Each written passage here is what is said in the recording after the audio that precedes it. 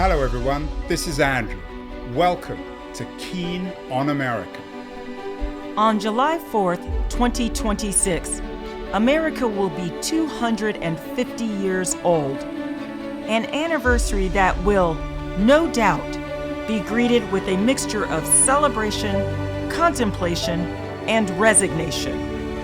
In Keen on America, Andrew talks not just about the American past and present, but also speculates on its future. What, Andrew asks, will be the 21st century fate of this now venerable American republic?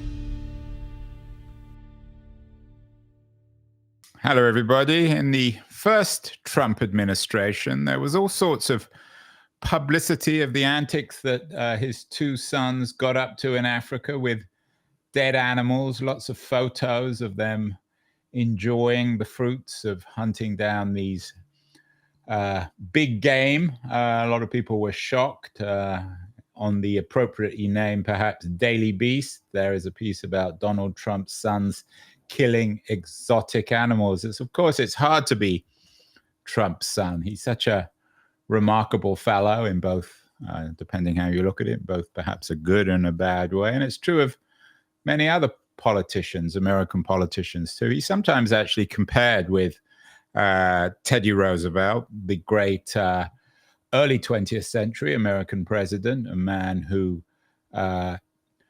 avoided cliches and categories. And we're talking not just about Teddy Roosevelt today, but about his sons and their antics in another big game adventure. My guest today is Nathalia Holt, the author of a new book called The Beast in the Clouds, the Roosevelt Brothers' Deadly Quest to Find the Mythical Giant Panda. It's a book about Teddy Roosevelt's two sons, and Nat is joining us from her home just outside Monterey. I don't want to turn this, Nat, into one more conversation about Trump, but I'm guessing, I'm not sure if you saw these photos of the Trump boys in front of dead animals from 10 years ago, but I'm guessing your heart might have gone out to them in the sense that they're victims as the sons of a famous man, although I'm guessing our heart also goes out to the dead animals they killed. My heart definitely goes out to the animals, and the book I write is very much focused on conservation and the preservation of species. And in fact, the story that I'm telling is all about the birth of conservation biology and how scientists changed their minds, how they went from believing that endangered animals needed to be hunted and killed to be studied to instead be described and to be photographed and to be given far more protections. And so it's certainly an interesting comparison to look at Trump's sons and their African safari and the Roosevelts. But of course, the times couldn't be more different. And Roosevelt himself was very progressive at the time. He's certainly a man that was known for his conservation of land, of animals. And this is in line of the time. The thinking at the time was that hunting was a natural part of this, and that in order to discover new species, you had to take these kind of expeditions. And it's a little hard for us to imagine at the time, but the panda was this animal that was mythical. Many people did not believe it even existed in the Western world. And so when the Roosevelt sons go out to discover the panda, what they find is very different than what they expected. Many people believed that the panda would be a cross between a polar bear and a black bear, a very aggressive, dangerous animal. Let's get into the details. You've mentioned Teddy Roosevelt. We've done a number of shows on him and his love affair with nature. I'm not sure it was always entirely reciprocated, but I think in overall terms, of course, he did a lot more good for the environment than he did bad. Did he, as a father, was he what one would expect of a charismatic American president, a particularly dynamic one, perhaps the most dynamic in history? What kind of father was he? Teddy Roosevelt was an incredibly affectionate father who would get down on the floor and play with his kids. He wrote his kids long letters when he was traveling. He drew them pictures. He was incredibly sweet with them. He told them many times how much he loved them. It's certainly not our picture of a president from this time, or even fathers in general from that time period. But on the other hand, he could also be very hard on his sons. He would tell his son, Kermit Roosevelt, that he was afraid he would end up as a weakling. He wanted him to be tough. He pushed his eldest son, Ted, to go into politics. He really wanted him to be successful as he was in politics. And you can imagine that for the sons of this very famous man, this was not easy. We think of them as sort of having everything handed to them, which of course they did have so many advantages in this world. But growing up with these expectations was a lot, and it could be hard on them as well. Remind us, Nat, of Teddy Roosevelt's own rather tragic personal history, the death of how many wives died on him? Certainly one. Yes, his first wife died on him as well as his child. And this was an incredibly traumatic moment, of course. It's what led him to take one of his early expeditions. In fact, it's interesting because what we see with Teddy Roosevelt is that after immensely difficult personal moments, he would often go on an expedition. So we see that happened after the death of his first wife, as well as after he was defeated in 1912 when he was running for president again. And in that time, he went to Brazil and began exploring the River of Doubt with his son, Kermit Roosevelt, which was just an incredibly perilous and dangerous journey that brought him to the brink of death. He lost much of his body weight. He really suffered during that trip. And so you can almost see that this book, where you have his eldest sons going on this expedition, they're also leaving at a time that is very difficult in their personal lives. Ted, the eldest son, has just been what his wife called politically obliterated. As part of his job as assistant secretary for the Navy, he had been involved in this bribery scandal called the Teapot Dome scandal. And although ultimately he was cleared It was of, a pretty serious scandal. I mean, it defined the 1920s, perhaps reflected it was certainly more of a scandal than Watergate. So it was absolutely, yes. And after that, he knew that he had no future in politics, that he would never become the senator or the president that he might have dreamed of and follow in his father's footsteps. And instead, he watches as his cousin FDR begins to rise politically. And then at the same time, you have Kermit Roosevelt, who has struggled. He does not have a successful business. He suffers from alcoholism. He's having difficulties with his families. And so both the sons at this point in their lives, they are 41 and 39 years old. They're in a way running away from life. They do want to get out in the woods. They want to find the panda. But as they say in all of their journals and all of their letters, they didn't really expect that they would be able to do it, because at this point in time, in 1928, when the expedition begins, scientists had been searching for the panda for 60 years. You had decades of expeditions going out to try to find what is the last large mammal unknown to science. And they're all failing. Nobody expects that the Roosevelts, who are certainly not scientists and who are traveling with a very small team of naturalists and explorers, would be the ones to be successful. I want to get to the expedition in a second, but before we get there,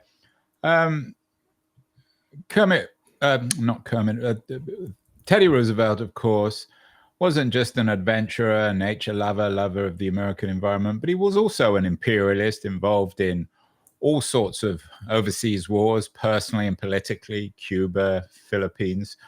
Was his attitude, in a sense, towards nature different from his attitude towards conquering other places in the name of America? That's an interesting question, because certainly his attitude towards nature is very much protective. There's many beautiful quotes that you see from Teddy Roosevelt where he talks about how advertisements are vandalism. He talks about pollution, very ahead of his time, and thinking about pollution and the effects of commercialization on nature. And certainly the same can't be said for his attitude in other world events and in the wars that he was part of. So nature was something, in a sense, to be conquered, but in a perhaps a gentle sense, perhaps in an odd way, like his sons. Yes, and I think that's what's so interesting about the story is because we see them starting out the expedition very much hunters, very much looking to conquer a species. And they emerge as something quite different. And to me, that was very interesting to look at how that happened, to look at their journals and their letters and all of the regrets that end up happening from the unintended consequences of this expedition. You've written a number of books, Nat. Rise of the Rocket Girls, The Queens of Animation, Wise Girls, mostly focusing on women in history and in science. Why did you choose this one? This wasn't an easy book to get published. I think many people expected I would keep writing about women in history, which I love to do. But this story really spoke to me. I felt like it was an important story to tell because it hasn't been written about before. There hasn't been an account of this expedition since the Roosevelts themselves published a book in 1929. And there's so much to say about what kind of impact the expedition had on conservation, on the panda. And it just gives us a very different view of how we look at endangered species today. And also how people can change their minds, how they become transformed by travel, by peoples that they're not expecting to meet, by cultures that they don't expect to be part of. And it was fascinating to be able to look at that. I love writing about people in history that haven't gotten their due. And in this book, I don't only write about the Roosevelts, I also include many other people on the expedition. And that is Tai Jack Young, who was a 19-year-old NYU student born in Hawaii. His father was from San Francisco, his mother from China, and he joins the expedition with such interesting perspective of what it was like to be with the Roosevelts. I was fortunate to get his unpublished autobiography, as well as some interviews he had done with a journalist named Michael Kiefer in the 1990s. And it just gives this full perspective on what it's like on this expedition. And I also included some perspectives from other members of the trail. So I talk about not only the men, but also the women that were part of this expedition. You have a large group of women who served as guides, kind of like Sherpas on the trip. And what they saw, what they experienced is just incredible. Coming back to Teddy, who, like in every other aspect of his life, seems to shadow this narrative. He was, of course, dead by then. Do you think if he'd been around, he would have insisted on going with his boys? It's an interesting question. After the River of Doubt expedition in Brazil with Kermit Roosevelt, he never went on another expedition again. And I think that trip really changed him. It's hard for me to imagine him journeying to China, even if he had been very healthy after he saw what he saw in Brazil. And it's interesting because I feel like it's a very similar experience for his two eldest sons on this trip. After this expedition, they are also done. They do not go on expeditions that are hunting trips following this. Really, the difference they make in their lives becomes evident just by their actions and what they do afterwards. Why, Nat, was the panda this mythical animal? We're not talking about, and I hope I won't get into trouble here, we're not talking about a trip into deepest Africa. We're talking about China, which was certainly better known than Africa in the early part of the 20th century. It was no heart of darkness narrative. Why were pandas so mythical? Didn't the Chinese know about them? You would think so, but actually China is a massive country and with many autonomous regions at that time. And so although you would think there would be lots of travel across China, that's not the case. Very few scientific expeditions had gone to the region between Tibet and China because it was almost impossible to travel to. There were no roads. Locals, though, didn't they know of the existence of the panda?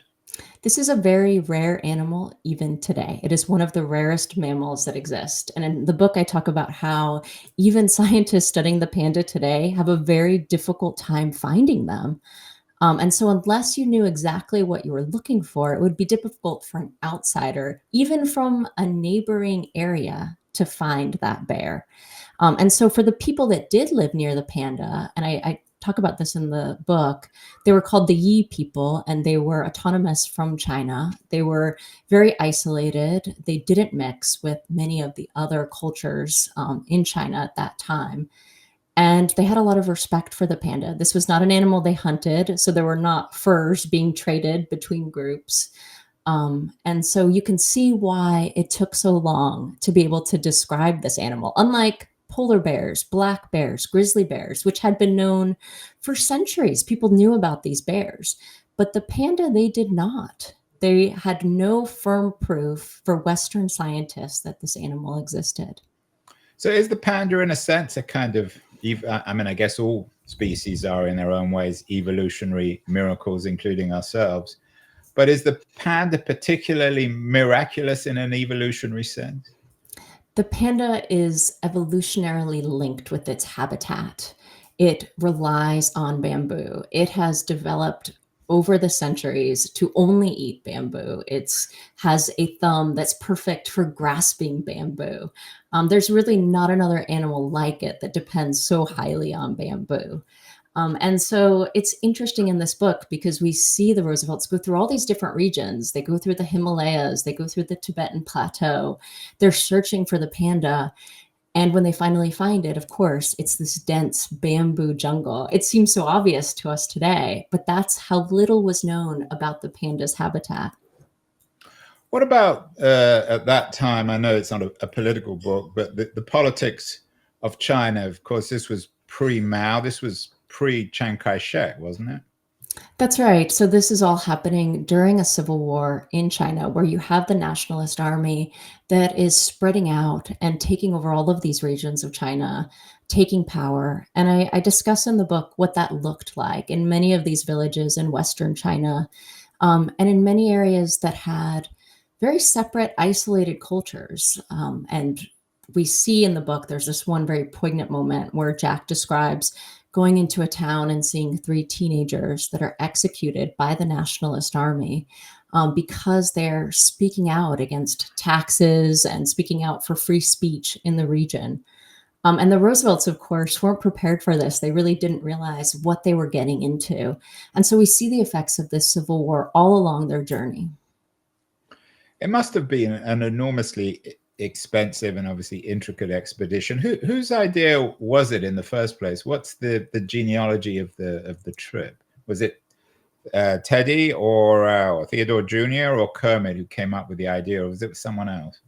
It's Ted that really wanted to do this trip, and Kermit was right along there with him. They weren't able to get funding from the American Museum of Natural History in New York. Instead, they had to get funding from the Field Museum in Chicago. And there was a wealthy philanthropist there who funded the trip. And in the book, I talk about how in this era, in the 1920s, in some ways it's similar to today. You had this wealth concentrated in the 1% of the population. And you have all of these philanthropists that are trying to fund these expeditions so that they can have museum exhibits with their name on it. And that is really how this funding comes together. The Roosevelts themselves, although you would think they might have all of this money, I kind of detail how that inheritance happened and why they don't have enough to fund this trip on their own. But presumably they worked the old Teddy network. I mean, he absolutely. Yes, absolutely. And as you note, their cousin, he wasn't president yet, but he was also well connected, and the entire Roosevelt clan was remarkably powerful. Just having the name Roosevelt would open doors that wouldn't be closed to many others. So certainly the only reason they're being funded on this trip is because of their name and their connection to their famous father. And of course, they didn't just jump on an airplane and fly off to China. This must have involved not just a huge amount of financing, but massive planning. What did they do? Go by ship to China? They did. So they went first to Europe and they kind of went around that way. They ended up going through India and walking across the border into China. That in itself was an adventure. It really was. Actually, that's a whole part of the book that I ended up cutting. It's fascinating to me to look at all the planning. It was maybe your next book. Together. Do that one. It is. It's almost a book in itself.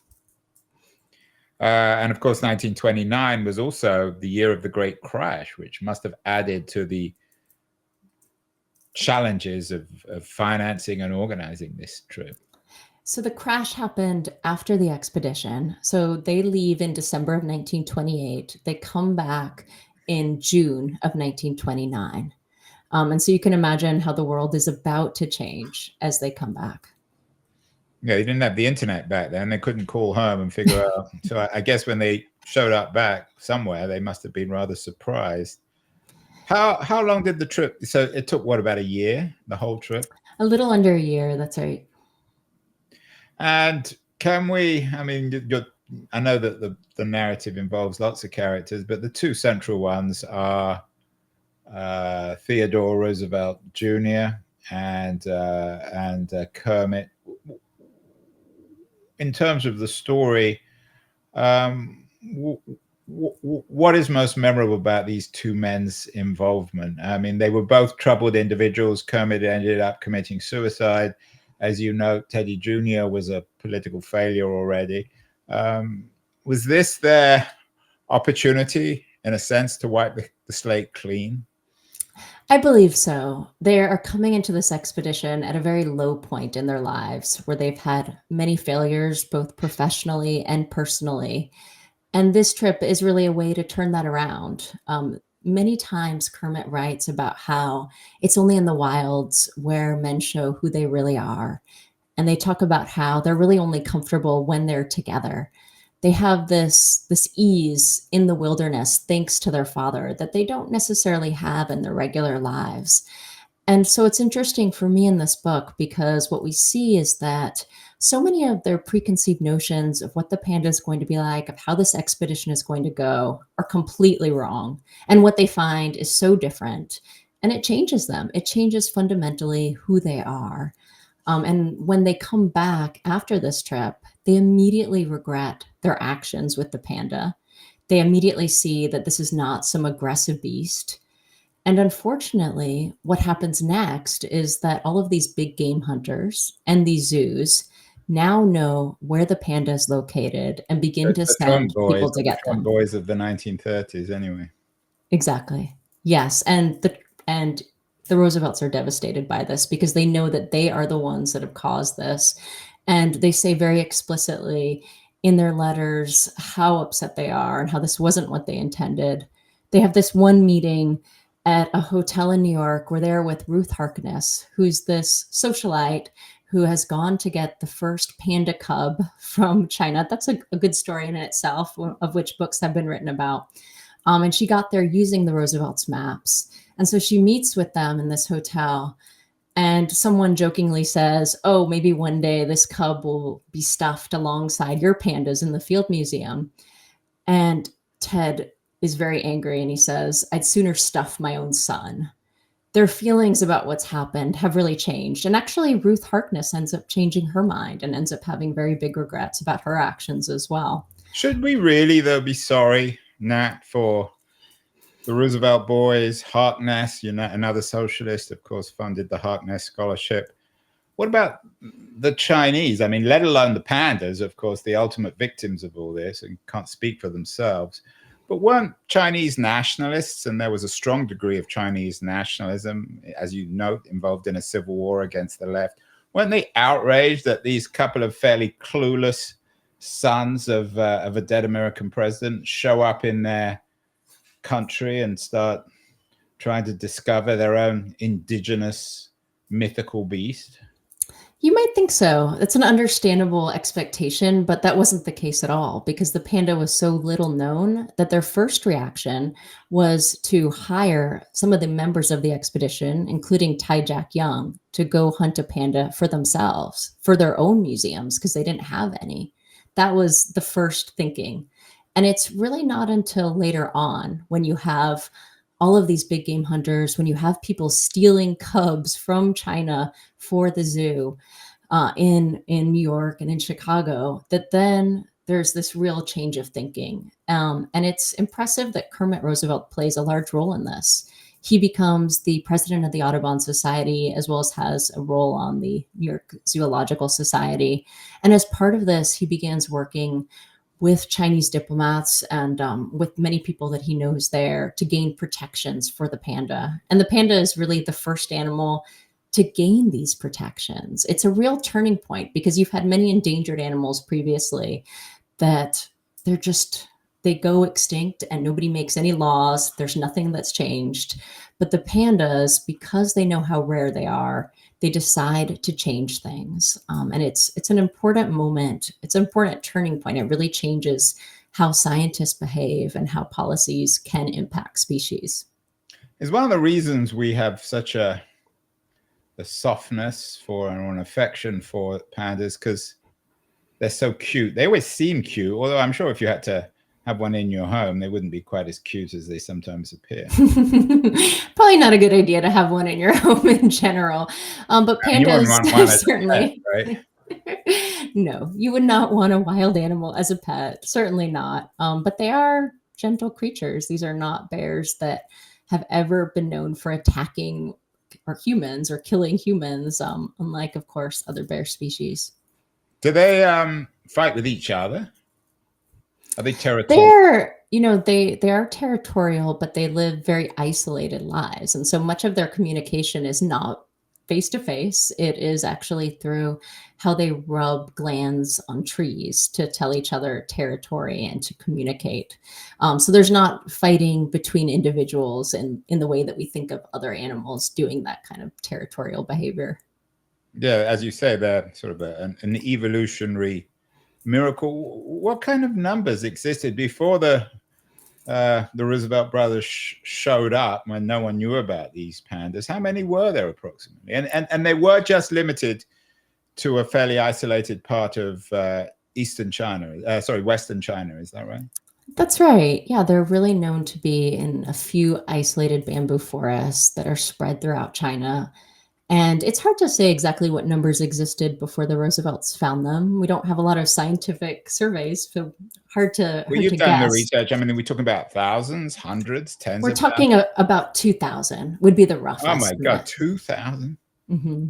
And these creatures existed for centuries. Does any evolutionary scientist now trace back their origins? When did they begin? I mean, only 2,000. So they're already profoundly endangered even before Kermit and Theodore Jr. showed up.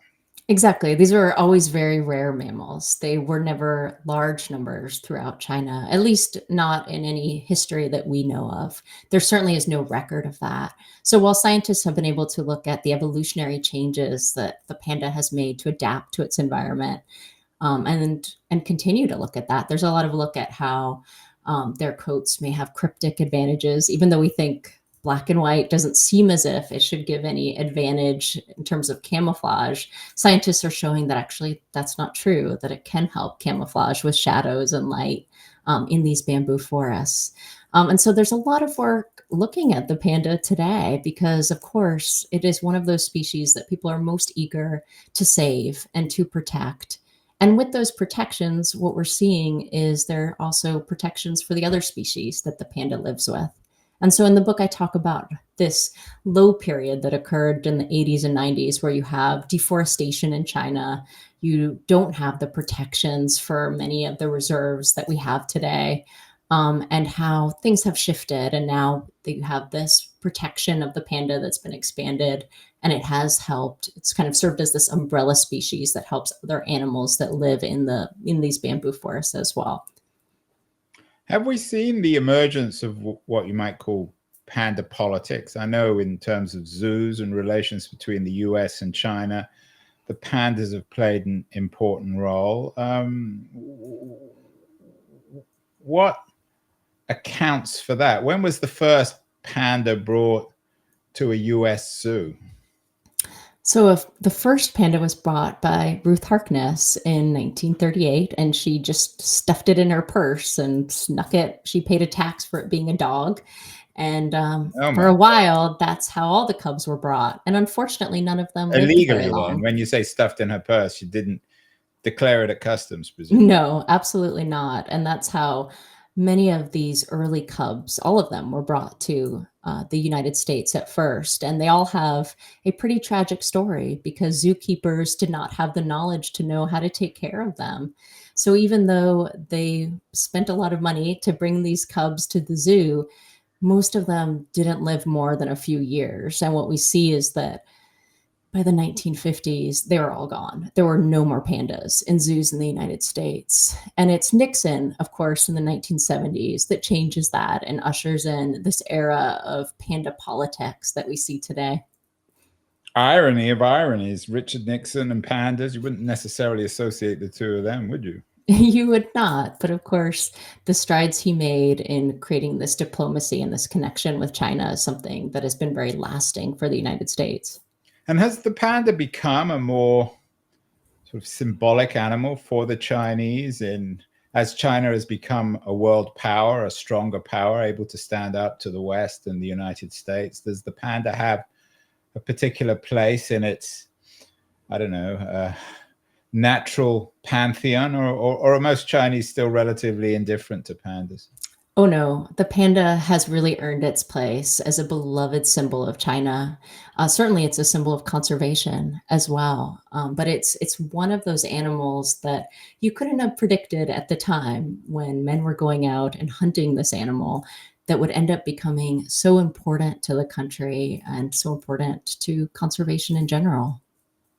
Why were they hunting them? Would they eat them, or they just enjoyed their coats? This is, you know, it's hard for us to imagine what it was like at this time, but scientists would often kill animals in order to study them. It was really the only way that was seen as a viable solution to understand a species. Photographs were not great at being able to capture what an animal really looked like, and scientists had to study the length of bones, had to look at so many different parts of their feet and teeth to see how they fit in with other species of the kind and to categorize what the animal was. So before the Roosevelts went on their expedition, all scientists had were pelts. All they had was a black and white coat, essentially. And so then to have the actual bones and to have information about where the animal lived, what it ate, all of this was important to recognize it as a species. And really, at the time, there was even a thinking that endangered animals needed to be hunted. It was not uncommon to do that. And the thinking was that these species were doomed. Nature had made its choice. And so scientists had to take in these animals and understand as much about them as they could while they were still on Earth. The panda expedition really changed this kind of thinking, and it's so much because of the love of pandas that happened after the Roosevelts brought the animals back to the U.S. Yeah, it's real history. It's not mythological history. I hope you've sold the movie rights. It sounds like a wonderful movie, and of course, it didn't end well. There was no Hollywood ending for the two boys, was there? They both had very sad lives. Certainly after the expedition, you note that it was the high point of both their lives. They actually finally achieved something, but afterwards, both of their lives went downhill. Is that fair? It is. They both really suffered in the years after. We do see some moments of redemption for them. So Kermit Roosevelt, for example, fought for rights for pandas. He also ended up going on expeditions for endangered animals where he did not hunt them, did not bring them back for zoos, but went instead to the Galapagos and studied tortoises. And they made a plan to help breeding of the species there and to help protect the species there. He worked on many other projects like that. He seemed to really change the entire focus of his life after this expedition. And Ted as well had some real moments where you can see change. He, of course, wasn't able to return to politics in the way that he had before. And he ended up becoming an editor at a publishing company and kind of settling down in New York. And so while the ending of their lives is very sad, occurring during World War II, and Kermit, as you said, does take his own life, there are some lovely moments for them near the end as well. Ted was also the Governor General of the Philippines, so unusual as an American was a colonial governor. I take your point. Obviously, they had sad lives and we shouldn't celebrate that. But these were entitled aristocrats. They only had the opportunity to do this remarkable trip because of the fact that they were sons of Teddy Roosevelt. So ultimately, Nat, should we really feel sorry for them? I don't think it's a matter of feeling sorry for them, but I think understanding what happened on this expedition, why it changed their minds about animals and about hunting expeditions in general, and how it impacted species is important. That's the real takeaway here. We don't necessarily have to have sympathy for the Roosevelts, but we can look at what this expedition gave us and the ways that it did change history. And I hope that in this book, I am really honest about who they were. I try to document both their gracious moments, and there are many of them. They became very close friends with Tai Jack Young. They were friends with him to the end of his life. They helped him become a scientist and helped funnel more money to him and bring him resources that he wouldn't have had otherwise. And then I also document, just terrible racist things they said along the trail as well. So I try to be as fair to their legacy as I can be while telling the story in its entirety. And finally, what are the environmental lessons or the preservationist lessons about species and the environment that you think people should take from this book, The Beast in the Clouds, the Roosevelt brothers' deadly quest to find the mythical giant panda, which of course they did do? We'll save the moment when they found it. We want people to actually read the book. But what are the lessons today where the environment is as controversial and probably more important than it was back then? Absolutely. In the subtitle, I used the phrase deadly quest because I know that readers will immediately think I'm talking about a person dying, a human dying. And yes, someone does die on this trip. But what I'm really referring to, of course, are the animals. And I document what happened to them on this expedition in great detail. Even though it's not always easy to read or to experience, it gives us greater respect for what happened and why protecting these species are important.